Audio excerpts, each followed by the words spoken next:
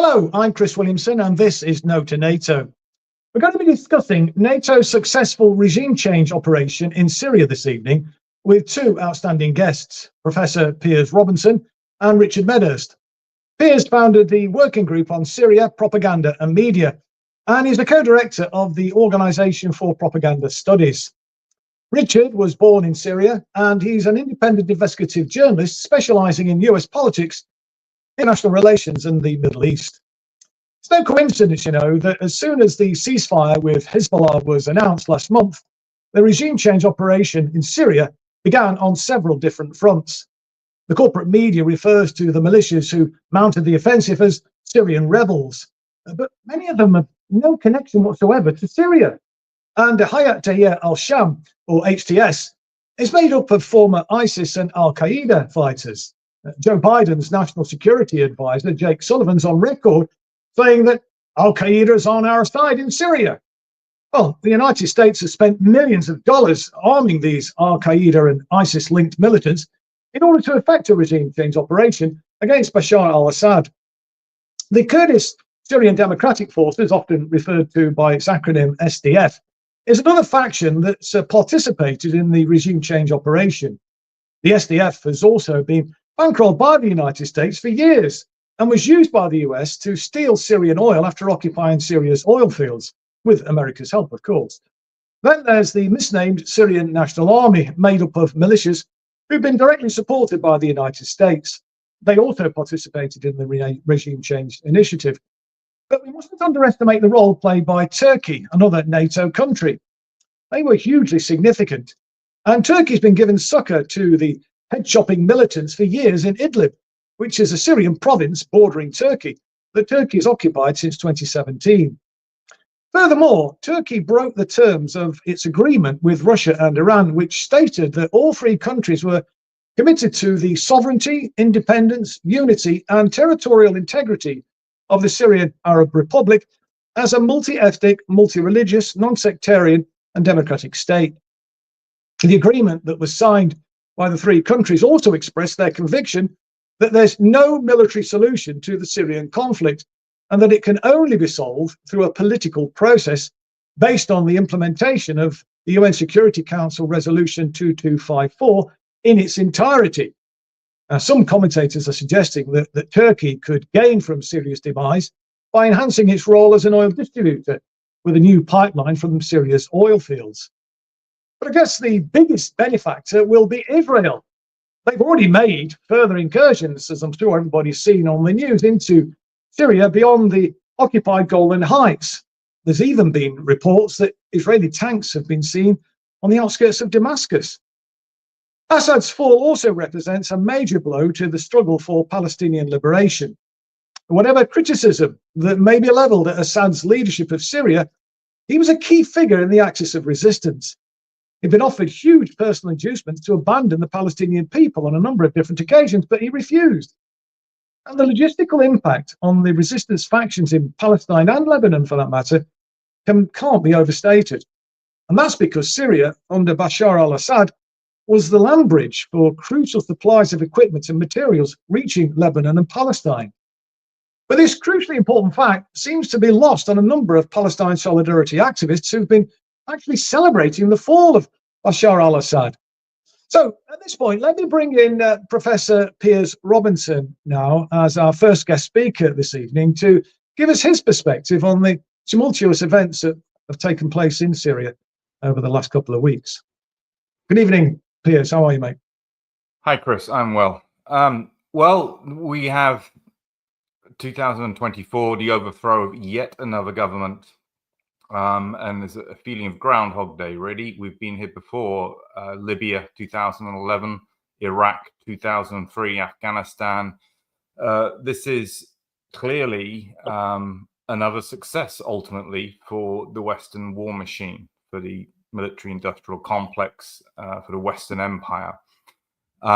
Of course, the way it's being presented in the mainstream media is that it's being celebrated as a liberation, absurdly, as you pointed out in your introduction, that Jelani, the guy who's effectively has control of the country, is linkable to al-Nusra, al-Qaeda, etc. These are extremist groups who have been given power.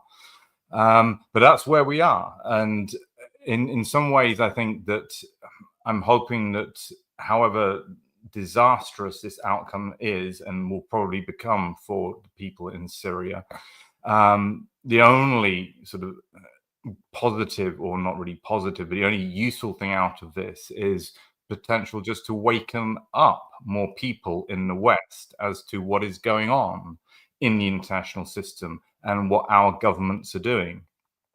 As I said, this is one of a number of regime, in inverted commas, change wars which have been fought since 9/11. Syria has been a particularly bloody and vicious one. It's 2011 this started. You mentioned some of the involvement and the backing of various extremist groups. Operation Timber Sycamore was the joint CIA-Saudi operation, a huge operation in terms of money being funneled into basically supporting extremist groups in Syria to try and overthrow the Syrian government, with an ugly trail of human rights abuses, head choppings, etc. going on. So this has been a dirty war, as I think Max Blumenthal describes in his book. This is a dirty war in order to overthrow the Syrian government. And, for publics in the UK, I think a lot of the time people have sort of not been very conscious of how involved Britain has been in this regime change operation.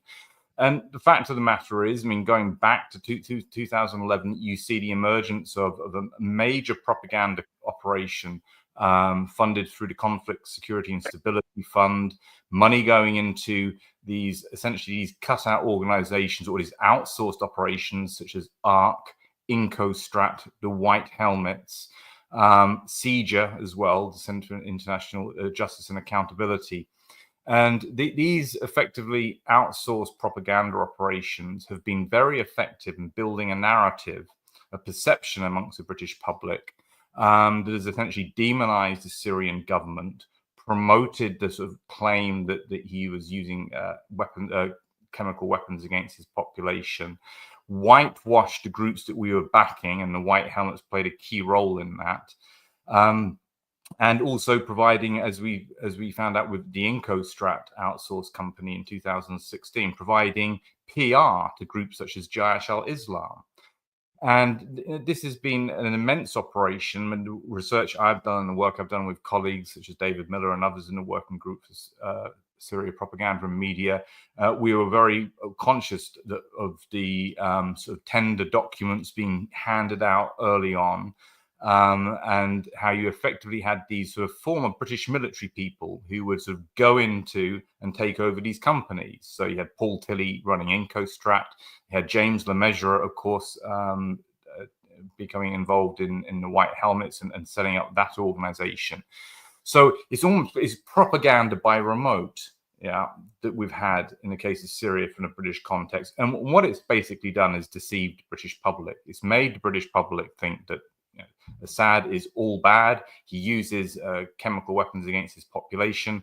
And so that we get to the point where we are now, where the British public can be sold the image of Jelani, an extremist, being handed power in Syria as the country is literally divided between Turkey, Israel, and also obviously the US still have troops in northeast Syria.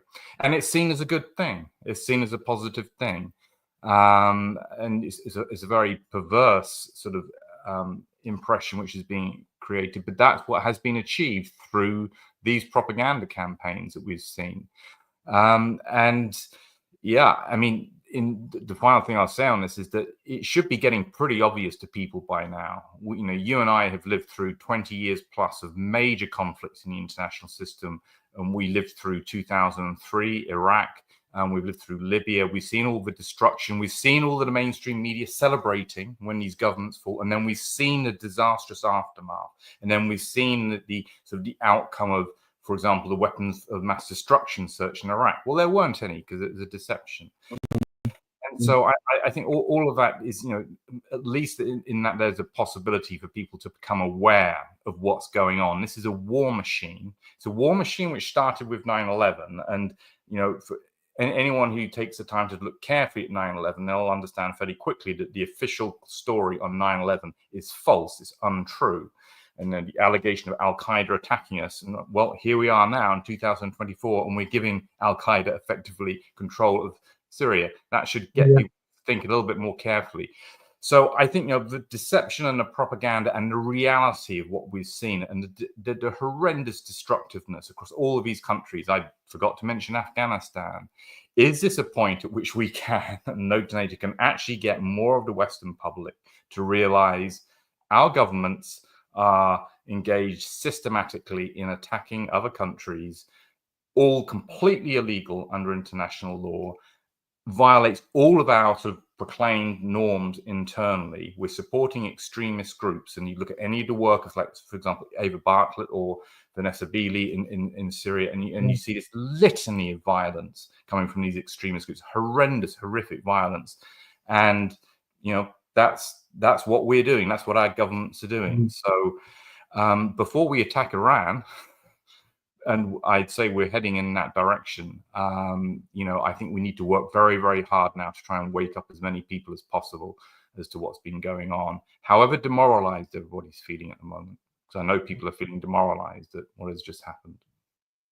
Absolutely. I mean, and you mentioned Max Blumenthal there in your first response, Piers, and he's written an excellent book called The Management of Savagery. And I think what a lot of people in the British public will be surprised to learn is Britain's role, the United States' role in actually facilitating the savagery that we are seeing now. I mean, you've touched on this point just at the end of your last contribution about Al Qaeda, the devil incarnate, the main enemy, and now here we are, funding them. And as I was saying, Jake Sullivan saying, well, Al Qaeda's on our side in Syria.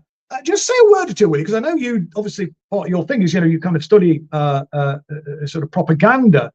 Just tell us really about this management of savagery. And you might want to I think you mentioned the white helmets. I mean, the fact that they're actually funded by the British government. I think they had £2 million. I think they just had another £300,000 from the British government very, very recently.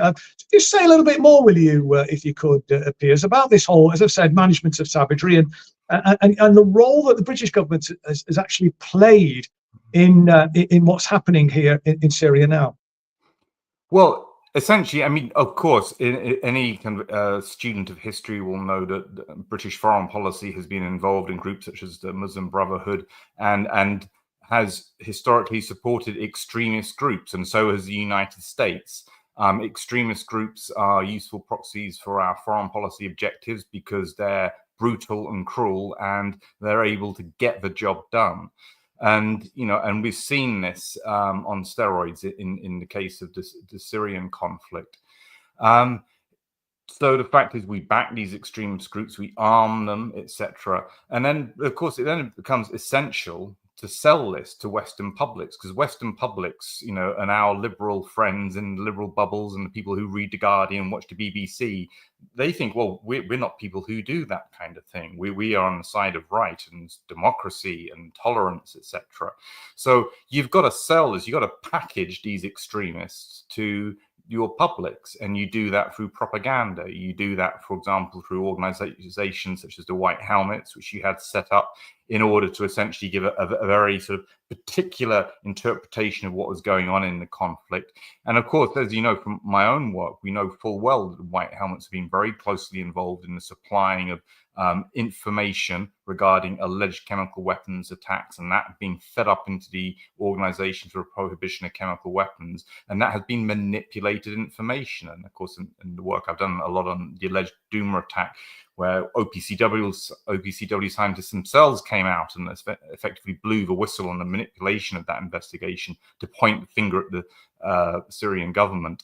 White Helmets were heavily involved in that. So you have these groups which are sort of involved in a combined sort of sugarcoating the opposition groups and trying to gloss over the fact that these are extremist groups. White Helmets groups there just to save people's lives. And then they're involved in also feeding up and constructing this wider narrative that the Syrian government is a user of prohibited weapons and so on. And this is all absolutely essential because, I mean, this is a point that some realists make about foreign policy, that Western liberal democracies, when they engage in their foreign policy and they're doing the ugly things which their foreign policy communities think needs to be done, are fully aware that the publics will not accept this. So they have to be lied to, or they have to be propagandized into consenting, their consent manufactured to support the policy. And it's an essential part of it, of basically maintaining these wars. It's a deception. I would add to the point you were making, and I think, as much as we're focused on Syria at the moment, propaganda also involves misdirection. And at the moment, I get the sense that, obviously there's a geostrategic reality and shifting in the distribution of power in the Middle East because of what we're seeing going on at the moment. But at the same time, it's very advantageous to Israel and it's very advantageous to the West for the attention to be pulled off what's happening in Gaza and in Lebanon. We have, this is the other extraordinary thing, and this goes back to this point about trying to wake people up. We know we're 23 years into the global war on terror, post 9/11, etc., and we're having a genocide. We have a demonstrable genocide against the Palestinians being conducted, and I think sort of the glee with which the chattering classes and the mainstream media are pushing the attention onto Syria, pumping out the propaganda as hard as they can to whitewash Jelani and so on. This is useful because it pulls people's attention away from the ongoing genocide. And, could you or I have ever imagined we'd be at this point in 2024? Perhaps we saw it coming. I think when I was teaching at Manchester University and I was sort of tentatively going through the UN maps on the occupied territory saying, this looks like a land grab. Look, all this territory is going over time and so on.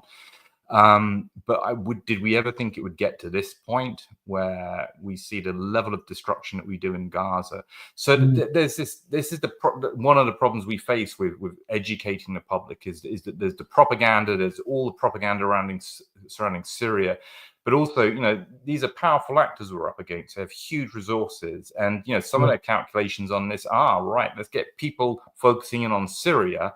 And I suspect, and I'm speculating here, but I suspect, from the point of view of Western foreign policy objectives or the politics of the empire, quite happy to see extremism and chaos starting to emerge in Syria and keep the attention off what's going on in Gaza. That's strategically very, very useful, as well as the kind of the general weakening, the collapse of the Syrian state into sort of a warlordism. This is something which I would not be surprised if that was desired in the Western power centers, because this is the playbook, right?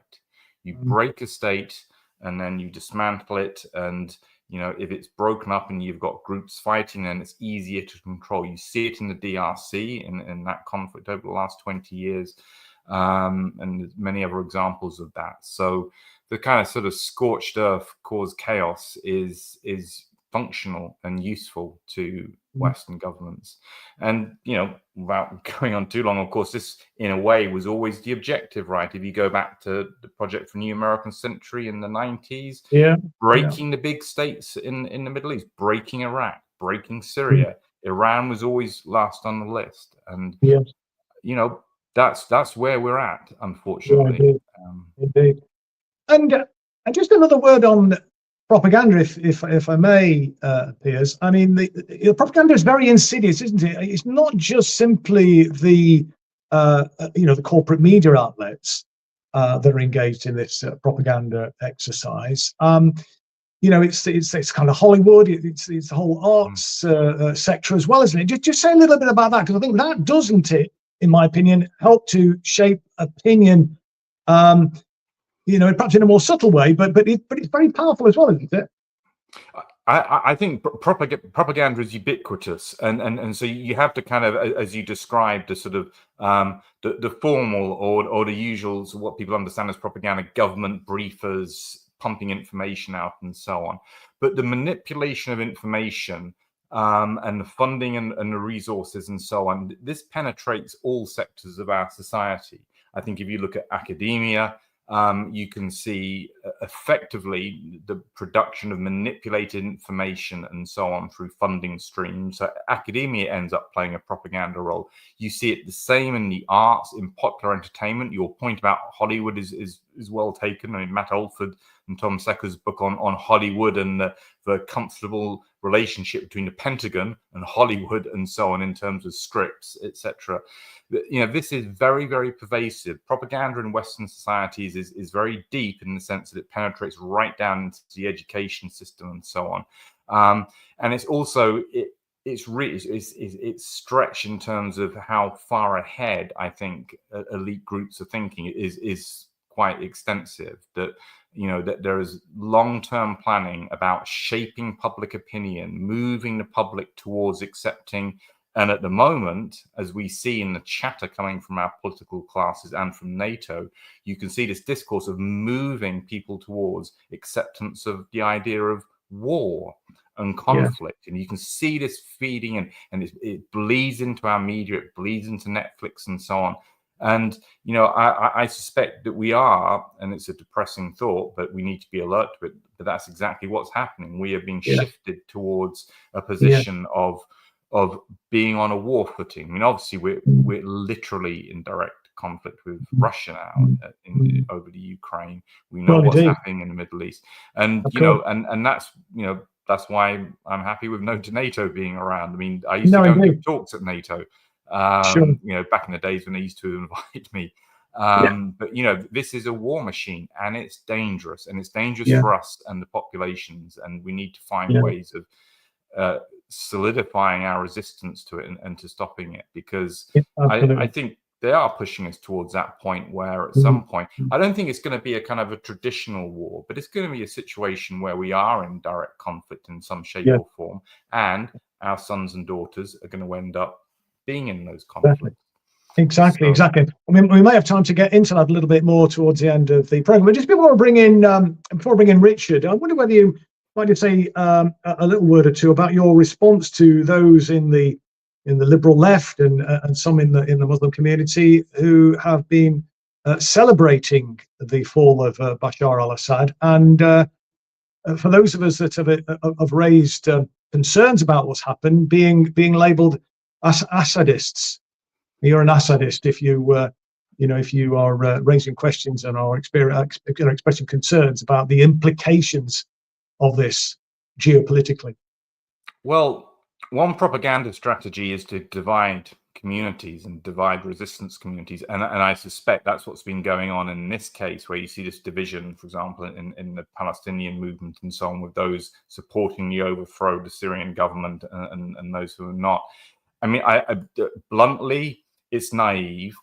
There is no indication that what is being put in place now in Syria is going to do anything but cause much greater death and destruction. And I've got a pretty close understanding of the chemical weapons allegations being leveled at the Syrian government, and I've worked with a number of people. I know people within the Organization for Prohibition of Chemical Weapons. I know full well what's been going on with that. People have been deceived over that. And so given my knowledge about that, I'm pretty open to being very neutral on, well, what exactly was the Syrian government guilty of? Because we have a huge propaganda campaign to demonize it. Okay, so I think it's naive for people to be buying all the propaganda. I think there are other people who are probably just deliberately, sort of for strategic purposes, sort of going against the Assad government and so on. But without getting into that, but the face of it, it's naive. We've been here before. We've seen it with Iraq. We've seen it with Afghanistan. We've seen it with Libya. You demonize these governments because you want to overthrow them, and the demonizing nearly always involves gross exaggeration and so on. So I think that's what we've had. So it's naive, and of course, geostrategically, this has severely weakened the cause of the Palestinians. Yes. okay, by the collapse of the Syrian state in the way it's been done. This is it's not the end for the Palestinians. I believe that resistance will continue. Absolutely, But but it's it's made more clearly difficult. it's going to be extremely difficult. So I suspect, do you remember all those people cheering after the fall of Saddam Hussein? Yeah, It took a couple of weeks, didn't it? And there was for enough gunfire to be rattling off in Baghdad for people to start to go, wait a minute, this doesn't seem to be going according to plan, etc. So, and we're only within several days from the overthrow of the Syrian government. So that's where this is going to head. And I think the celebration that we're seeing is going to be short-lived. History indicates that, and also just the reading of what we're seeing already in Syria. This is, on a sort of from a personal opinion point of view, this is a disaster for the country, and I'm very sorry for people who I know who are Syrian who feel they have lost their country because of what's happened. No, indeed. Well, I know somebody who feels like that is Richard Medhurst, who, as I said in the introduction, was born in Syria, so has obviously a personal interest as well as obviously an interest as a journalist. Do we have Richard online now, and can we bring Richard in at this stage? Hi, Richard. Thank you very much indeed for joining us this evening on No2Nato. The floor is yours. Give us your perspective, Richard, on what's happening and how you see the future unfolding. Richard, I think you're muted. Yeah, thanks for having me on, Chris, and thanks to No2Nato for all the work it's doing. We shouldn't forget everything that's going on in Syria has been backed, orchestrated by NATO. Turkey and the United States are NATO armies.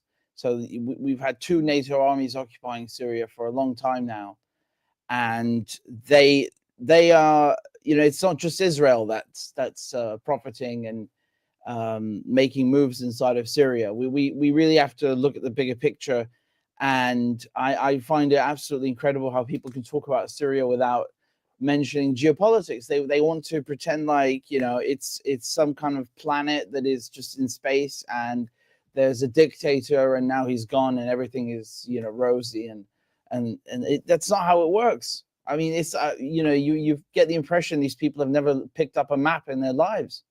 Syria is the link between Iran, Iraq, Lebanon, and then Palestine. The geographical link, the lifeline, the supply line, and it's never accepted Israel. Israel's been occupying Syria since 1967, Golan Heights.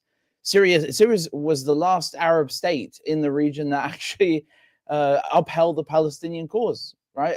You've got many non-state actors, but the only state actor was Syria. Jordan, Egypt, Morocco, Saudi Arabia. They were all lost causes at this point. Not the people there, but certainly the governments. And I find it so comical and outrageous at the same time. And I'm sure you've all seen that video from Channel 4 where they're interviewing some random clown who's now apparently a government official about the bombings, and even the Channel 4 journalist is in shock, saying Israel's bombed Syria about 300 times. You're not going to say anything? You don't have an opinion about it? That's who we're dealing with. And these people have allowed Israel to come in and destroy all the military assets. I mean, Syria, put aside the resources and its position for a second. Just Syria had a lot of bright minds, a lot of bright scientists, a lot of young, smart people, and it was self-sufficient in many ways, right? And had free education. In Syria, you'd have, for example, and this is every single year. You walk in the street, and they would put billboards up, posters up, of the students in high school that just graduated with the top marks. You were literally celebrated in the street with your photograph because you excel academically, and you have to in order to get in good positions. Best university in Syria is University of Damascus. It's free. It's run by the government. It's not the private universities.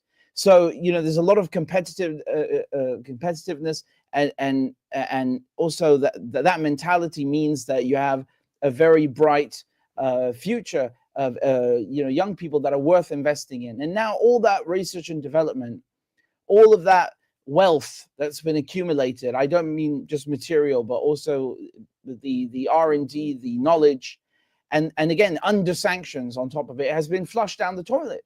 You know, these people that have taken power, these head-chopping lunatics, are illegitimate just by virtue of allowing Israel to hollow out Syria's military. You know, I've even seen a video, for example, of them driving around, you know, casually filming some underground military facilities, secret military facilities, and complaining on top of it, saying, "Oh, look at what Bashar al-Assad was spending the people's money on," like as if, you know, Syria isn't at war and hasn't been at war for decades against its own will. You know, they're just giving away military secrets and the locations of military sites to the enemy. Again, Bashar al-Assad is gone. So, you know, these people that are so power hungry that they've plunged the country 50 years backwards, finally got power. And what do they do when Israel is attacking? They do absolutely nothing. And that is treason. By definition, it's treason. So, you know, we're talking about the Navy. The Navy's been absolutely eviscerated in Ladir, in Latakia. You look at the Air Force, this fleet of MiGs. You know, Syria didn't have the latest planes in the world, fighter jets in the world, but it's always been backed by the Soviet Union and by the Russians. It had a lot of good hardware, and what it couldn't buy, it would produce locally. That's all been destroyed. The surface-to-air missiles that defended Syria's skies, and I used to complain. I was one of the people who would complain that, you know, where are the Russians? Every 2 weeks, Israel is coming in and bombing Syria unimpeded, and you know, I would complain. I would say, what's going on? Obviously, a war would start if the Russians get involved, but nevertheless, you know, it's upsetting. But look at the difference. As soon as you take away the army, and you take away the deterrence, the Israelis go wild. Look. We've all seen how they're bombing Gaza, but this bombing campaign against Syria is in fact Israel's largest in history, despite what they're doing in Gaza. Can you imagine how large that is? We're talking about 400 plus airstrikes, not to mention the fact that the Americans were also carrying out airstrikes as well. So they've hollowed out Syria's defenses and made sure that anyone who takes power now is going to be impotent, is going to be neutered, ineffective, and they have left the country defenseless. And while they're walking around taking photographs of them, you know, waving flags and eating ice cream, you know, Israel is coming in and bombing the country, and they're doing absolutely nothing about it. And I find this absolutely scandalous. Not to mention the fact that these people who have taken power have blood on their hands. You can't sit there and tell me Jolani doesn't have blood on his hands when, you know, we're talking about someone who used to decapitate people. He was not just in Al-Qaeda, he was also in ISIS. So if Bashar al-Assad's a butcher, you get rid of a butcher and then put in another butcher. I'm really struggling to understand how this is an upgrade for Syria in any capacity, not to mention the fact that these people were backed by foreign governments. You know, when you have to spend $1 billion to overthrow a foreign president, and you've got Turkey, Qatar, Saudi Arabia, Britain, America, all these countries coming in, how can you call that revolution? It's regime change, isn't it? Absolutely. Richard, just say a word or two, will you, as well, about you know, why the United States so interested in Syria? What are they going to gain from this? And indeed, if you could say a word or two, what Turkey's playing at here. I mean, what do they stand to gain? I was saying in the introduction that some commentators have talked about them seeing themselves as a big player in terms of oil distribution, and benefiting from a new pipeline from Syria's oil fields and so on. Is that what's driving Turkey's role, or are there other factors going on? Just say a word or two about those two things, really. You know, what the states are playing out, and what Turkey's playing out, and why they've done what they've done. Well, it goes without saying their main objective was to destroy the axis of resistance and remove Syria as that central link that connects Iraq, Iraq to Lebanon and Palestine. So that was the number one objective, right? And that serves Israel, and that serves the United States first and foremost. And of course, I mean, Erdogan, he pretends to care about Palestine, but all he does is talk, right? It's nothing but hot air. What has he done? He's done nothing but deliver oil to the Israelis from Azerbaijan so they can continue bombing Gaza. So, the fuel that's put in those jets and tanks is coming from Baku. Now, what Turkey wants, even though it's also a NATO country, just like, NATO member state, just like the US, even though they both wanted to get rid of Bashar al-Assad, they have slightly different, or very, very slightly different agendas inside of Syria. When it comes to the Kurds, for example, who control 1/3 of the country because the United States are helping them occupy the oil fields and the breadbasket region, Turkey basically wants to persecute Kurds. I can't count the number of times that they've cut off the water supply into Hasakeh and Deir ez-Zor. And of course, that impacts everybody, not to mention the fact that it's wrong. It's, you're basically starving people and depriving them of their basic necessities. So that they attacked all of Syria when they did that. But they specifically want to target the Kurds. They don't want the Kurds to have their own country. Neither do Syrians, of course, because if you give the Kurds the country, I mean, why not start giving, Syrian Armenians their own country, or Syrian Orthodox Christians their own country? Basically, they want to balkanize Syria even further, the imperialist powers. But Turkey, specifically, just in regards to the Kurds, has now surrounded them from the north and through the west now, having taken over Homs, having taken over Damascus, and so on. I don't know for how long the Americans will protect them. I think that the Americans are going to stab the Kurds in the back, just like they did in 2019, just like they've done before. So Turkey's interest is to deindustrialize Syria. We've seen them picking apart factories, bolt by bolt, nut by nut, and taking all that equipment out. They don't want to have a regional competitor in any capacity. Erdogan is Muslim Brotherhood. He wants to expand this delusional idea of the rise of the Ottoman Empire and him being some kind of sultan. So that's where Turkey's coming from. Now the United States, they are in the east, as I was saying before.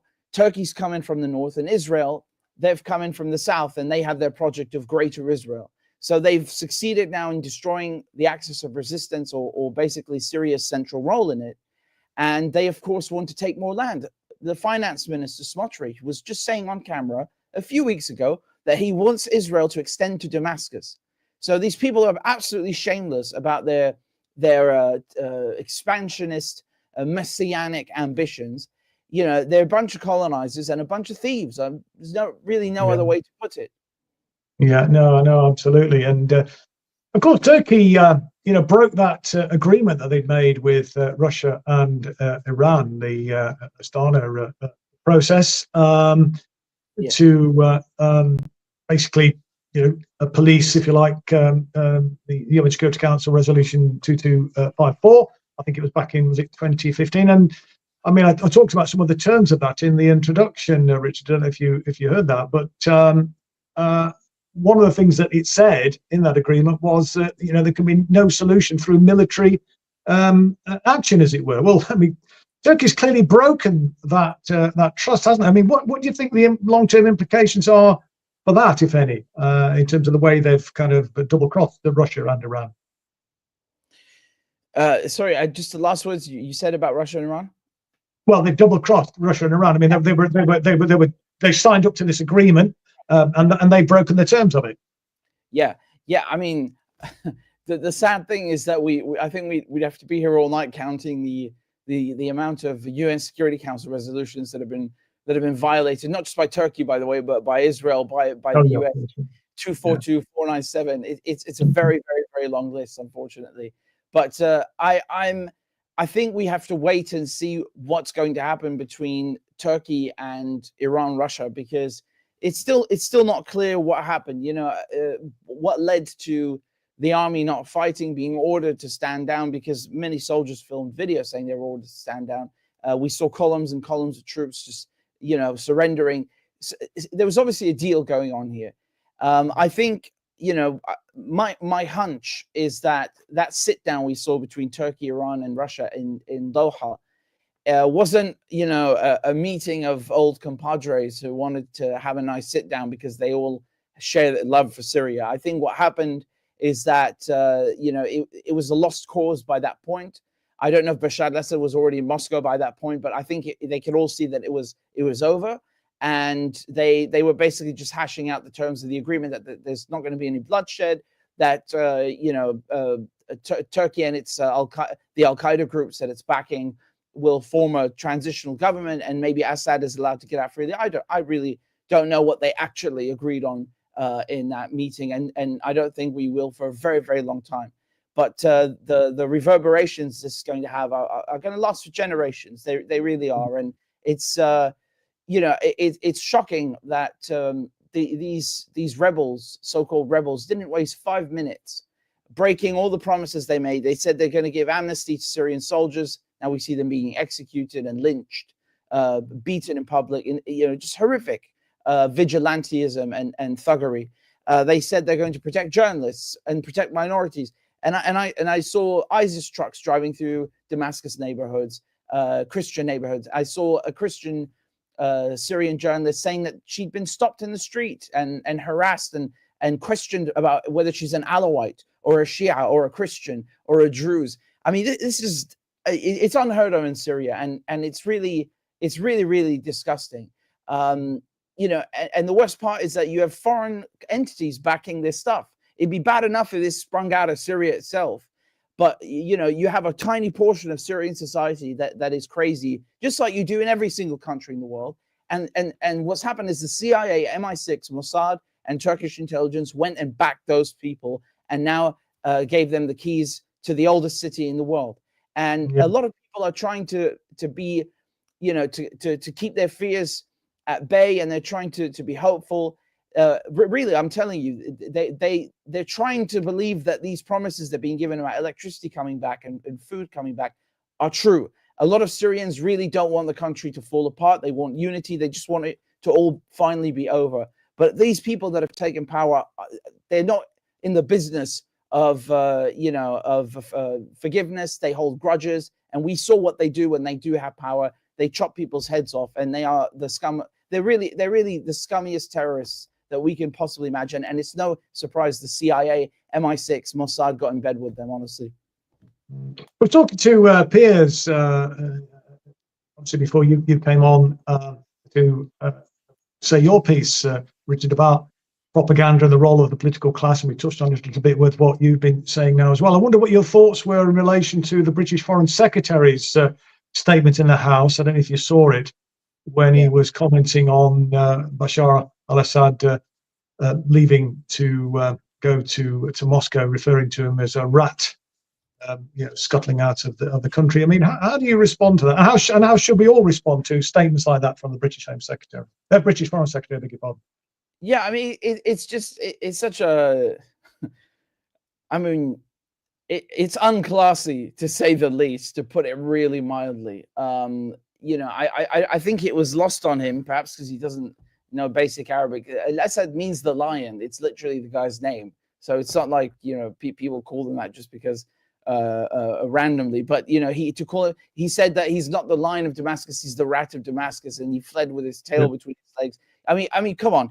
You're going to sit there and pretend while you're arming Israel to literally bomb Syria, right? And bomb Palestine like you're some kind of angel. I mean, it's absolutely ridiculous. I think I should remind the viewers that unfortunately our foreign intelligence service, MI6, is structured under the FCDO. So technically speaking, the head of MI6 reports to David Lammy. So I mean, what is he now except the don of an organization of spooks? I mean, obviously we need foreign intelligence gathering and a diplomatic corps, but destroying countries is not in the interest of anyone in Britain except those making money off of it and the Zionists. And then on top of that, gloating and saying that a guy who was re-elected multiple times by his own people and has far more legitimacy than this Labour government or Macron's government or any other government in Europe is a rat. I mean, come on, get out of here, really. The guy could have abandoned ship a long time ago, and he stayed there for 13 years. And I'm not a personal fan. I'm trying to, and I've been trying to explain to people for a long time that you can't take away a faulty car and then replace it with a bicycle and call it a set of wheels. But that's what they've done to Syria. They've downgraded it, and now they're dancing on our graves. Yeah. What do you think the long-term future, Richard, is for Russia in Syria, its bases? I mean, apparently there are some, guarantees that they're going to be able to remain there. Do you think that is likely, or what's going to be their position, do you think, going forward?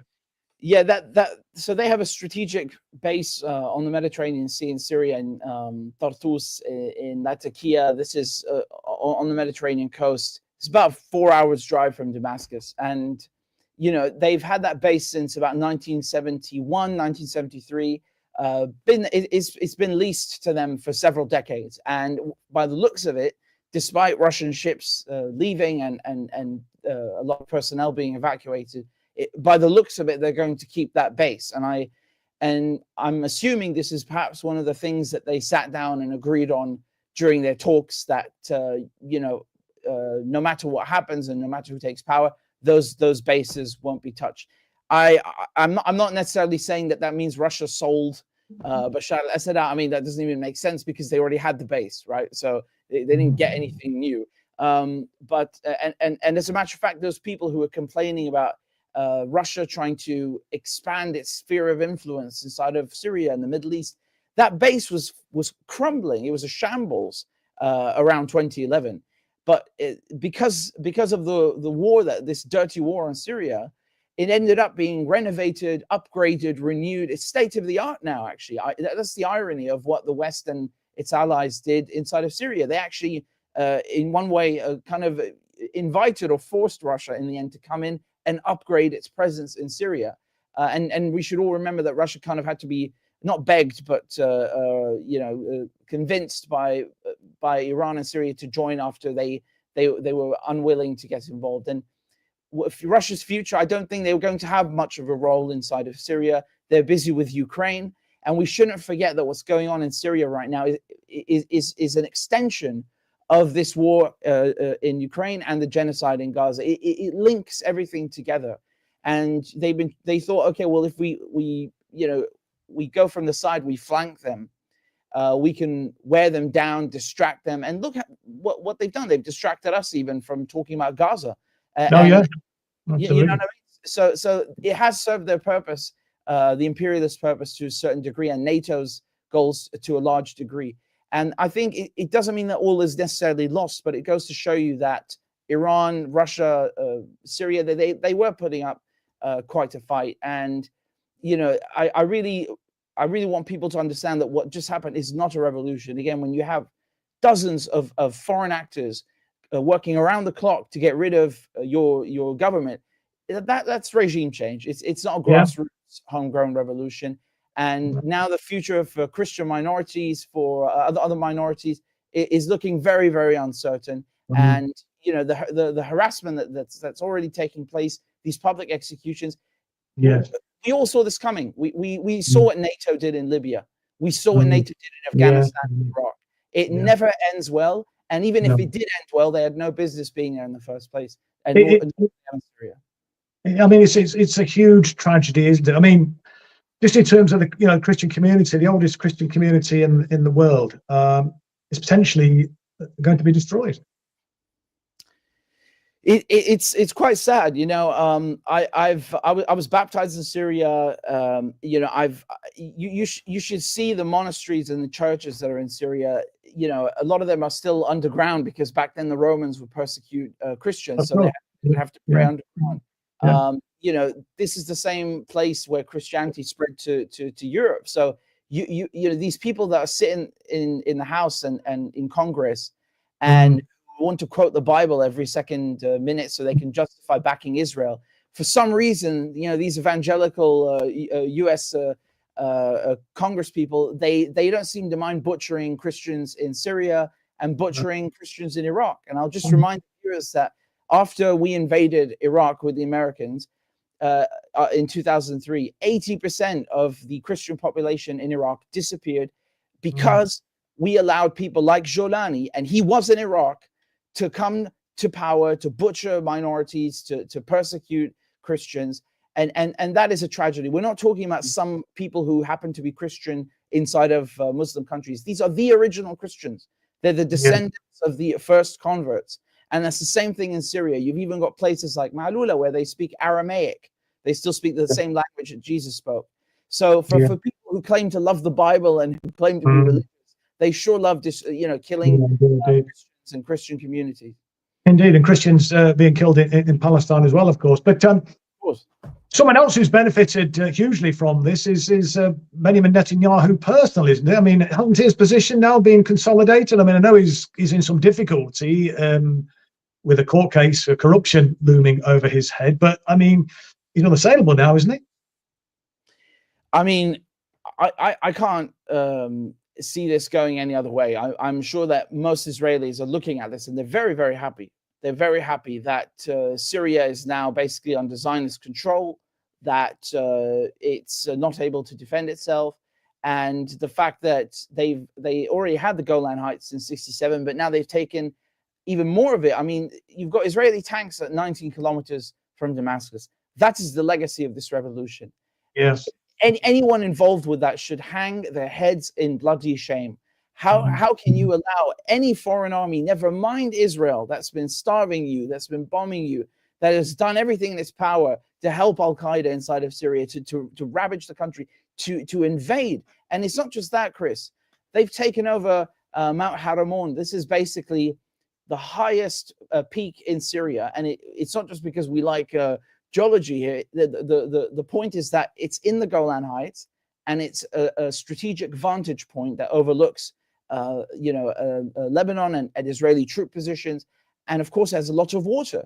People forget that the Golan Heights have oil, gas, water, and the Israelis, you saw them, Chris, they're on Twitter openly celebrating that they're going to build ski resorts. As if they have enough of them.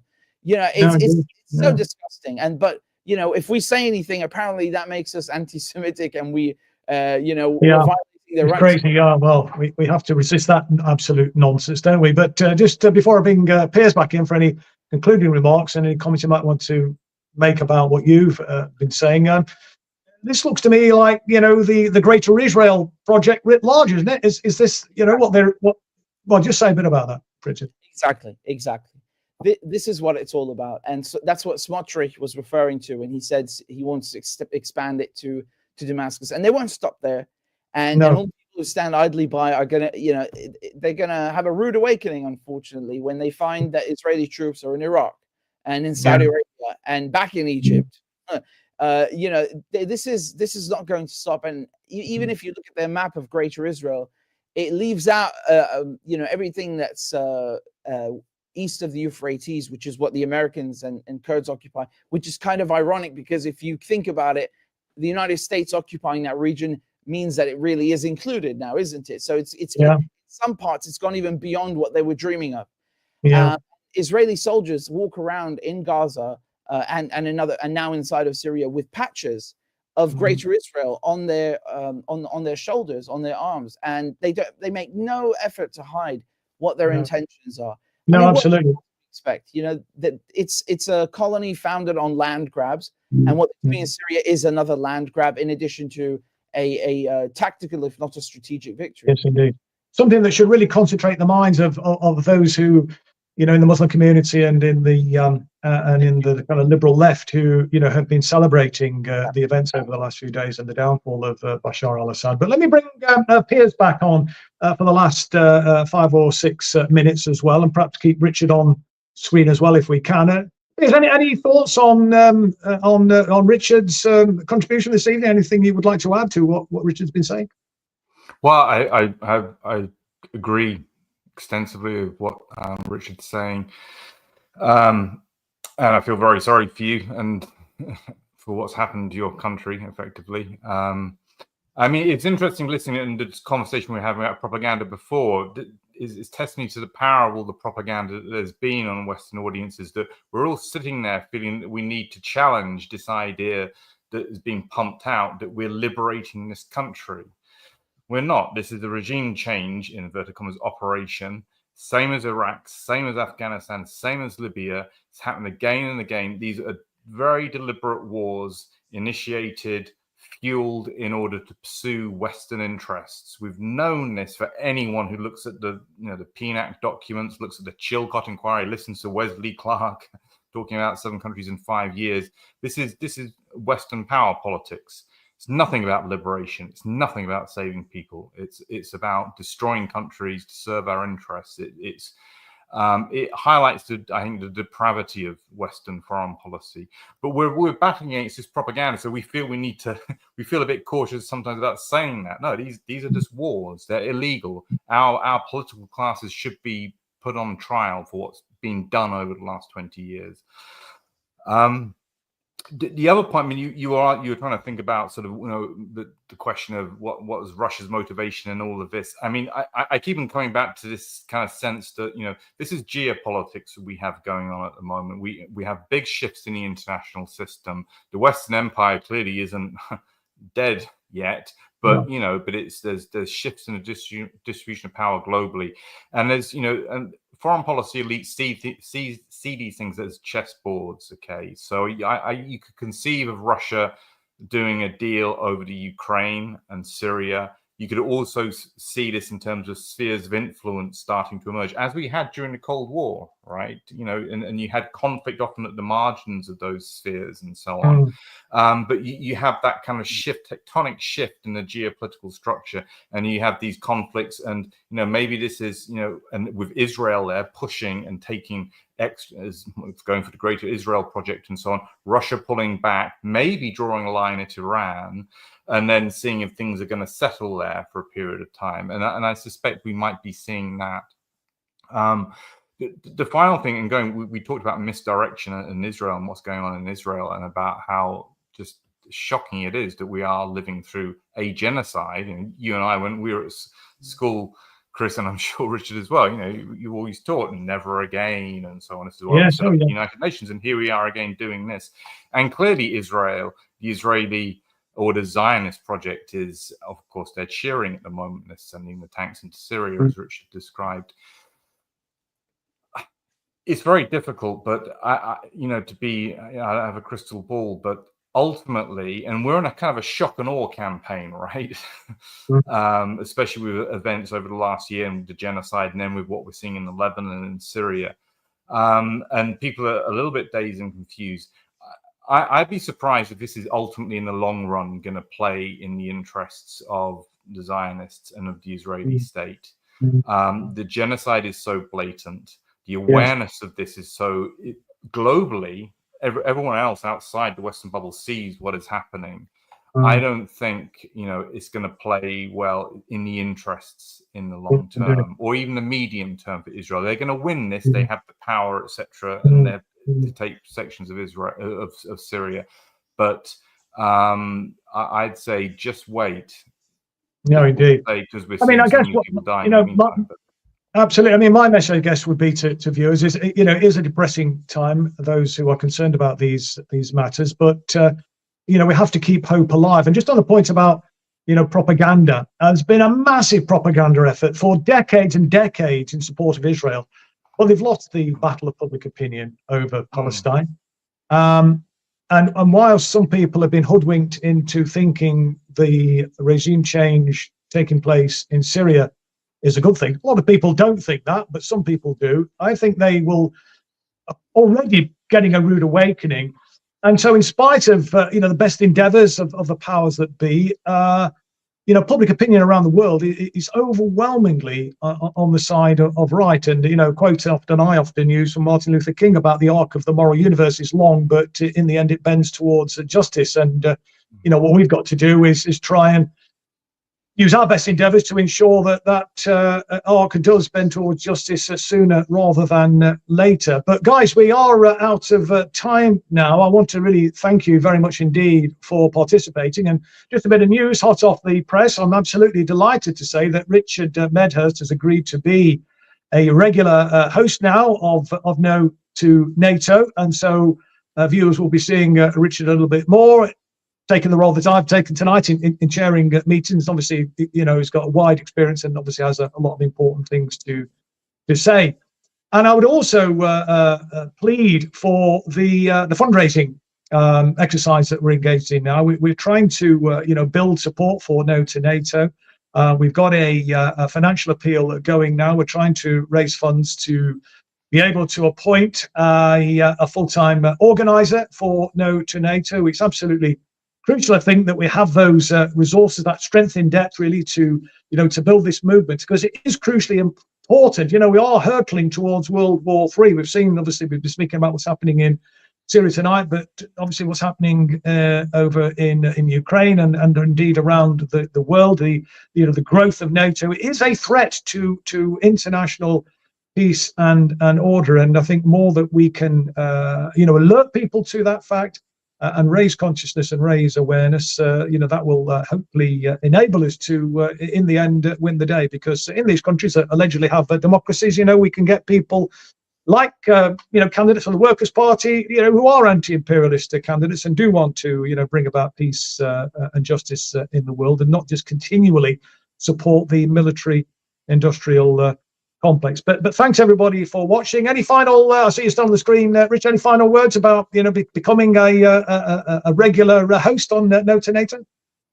Well, I think it's about time, and I'm more than happy to help. And just like you said, we can see what NATO's been doing for the last couple of years and what it's doing right now in Ukraine, in Syria, and the direction that we're headed in. And we need to build this movement and make it larger. I mean, again, we're not in the Cold War anymore. There's no need for NATO. The Warsaw Pact is gone.